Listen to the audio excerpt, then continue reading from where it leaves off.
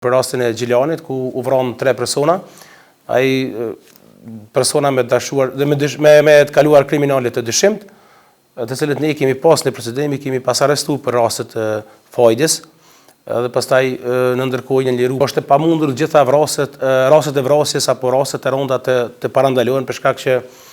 nuk mund të jetë policia në çdo kund, në çdo vend, në çdo banesë, në çdo lokal, në çdo rrugë. Ka pas motive të ndryshme të vrasjeve, një numër i caktuar i vrasjeve kanë qenë të lidhura me krimin e organizuar. Rastet e këtyre fajdeve nuk raportohen masën që do të mu raportu. Numri i armëve është jashtëzakonisht i madh tek duart e qytetarëve. Te rasti i vrasjes të fundit e kemi serioze, për shembull atë që po flet për rastin e Gjilanit, ku u vranë 3 persona. Ai persona me dashuar dhe me të kaluar kriminale të dyshimt, të cilët ne kemi pas në procedim, kemi pas arrestu për rastet e fajdis, dhe pastaj në ndërkohë janë liru për shkak procedurave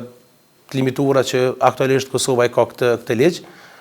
po kemi qenë duke trajtuar rastin dhe kemi pas arrestuar personin e dyshimt kryesor, ka qenë arrestuar nga policia e Kosovës 6 muaj më herët. Ndërsa ndodh nga një herë që krijohet përshtypja që për një javë po ndodhen ja 3-4 raste të vrasjes. Mirë, për kur e shikon totalin e vrasjeve, domthonë ka një rrëmje të vrasjeve edhe vepra të vëndshme kriminale që kanë ndodhur në Kosovë gjatë viteve të fundit. Kosova e ka nisë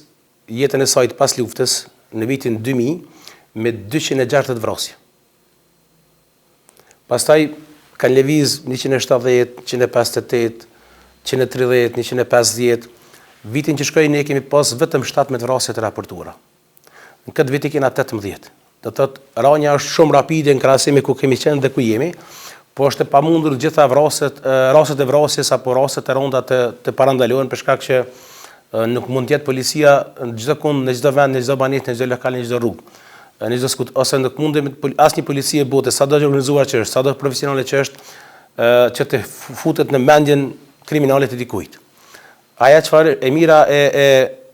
rasteve tona është që shumë prej rasteve që janë raportuar gjatë vitit të fundit janë probleme që kanë qenë qoftë në familje, qoftë probleme pronësore, qoftë probleme që kanë pas ndaj në fakt ndaj ngatresë të mëhershme dhe pastaj janë ndeshje dhe ka ndodhur vrasja. Kryesisht ka pas motive të ndryshme të vrasjeve, ato që kanë qenë ndoshta më shqetësuese se një numër i caktuar i vrasjeve kanë qenë të lidhura me krimin e organizuar dhe aktivitetet kundërligjshme, e që fatkeqësisht edhe më tutje po ballafaqohemi me probleme të tilla, sidomos këto loan sharks, fajdet janë një ndër problemet e theksuara që janë raportuar dhe një vrasje që ka pas më së tepër me buj gjatë këtij viti, kështu që mendoj që institucionet e rend dhe ligjet duhet të fokusohen në uljen e sidomos këtyre aktiviteteve kriminale me qëllim që të sigurohemi që nuk kemi situata të tilla siç ishte ajo në Gjilan. Mendoj që duhet të shikohet ku është problemi që rastet e këtyre fajdeve nuk raportohen masën që do të mu raportu, ekziston problemi që mbase brenda strukturave të institucioneve të sigurisë ka elemente të përfshira në këto aktivitete apo të afërta me persona që merren me këto veprimtari, e që i bën që këta persona që janë viktima të këtyre krimeve të mos guxojnë të raportojnë në institucionet e rendit dhe ligjit. Kjo do të është pjesa e parë që duhet të sigurohet, po ashtu duhet të krijohen mekanizma të i lehtësojnë këtyre qytetarëve që ti raportojnë këto raste pa u vu në pa nga kryesit e këtyre rasteve, për shkak se zakonisht bëhet fjalë për persona që kërcojnë përmes dhunës dhe shpesh mund të bëhen viktima të tilla. Numri i armëve është jashtëzakonisht i madh tek duart e qytetarëve, por qoftë armë të cilat mund të licencohen dhe të jepet leja për to, qoftë edhe armë luftarake si janë kalashnikove të tjera, pra armë të cilat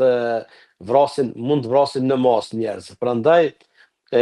sikurse vitet e kaluara është mirë, do të ishte rrugës që institucionet e shtetit të fillojnë edhe një herë, dhe unë besoj çdo vit të dashur që të ketë një amnesti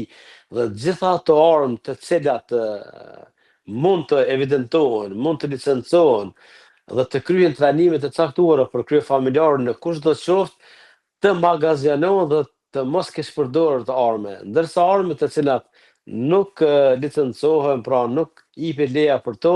të gjenden një formë të subvencionohen ata të cilët posedojnë ende armë nga lufta, të gjenden një formë e subvencionimit dhe të inkurajojnë ata që të dorëzojnë ato armë.